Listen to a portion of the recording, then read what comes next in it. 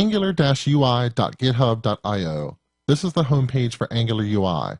And Angular UI includes a number of great modules that you can use with Angular. We'll use a couple in this module alone. The first Angular UI module that we will look at is called UI Router.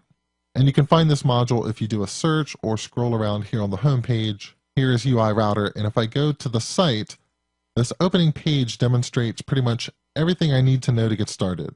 I will need to download the UI Router script and place it into my page after I've included Angular.js.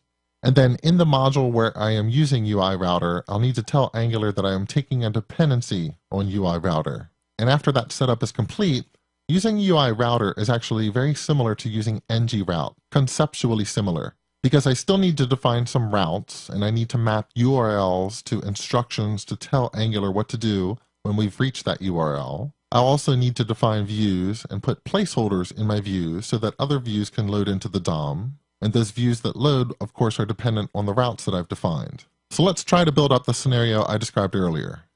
I want an application that has a couple top-level areas, dashboard and admin. Each of these areas should load a different view into the application, but then inside of dashboard, I have different sub-areas. Like one section of the dashboard will show me how many customers have visited the restaurant on each day of the year. And another section can show me the types of workplace injuries that my employees are experiencing. So let's build this out using UI Router.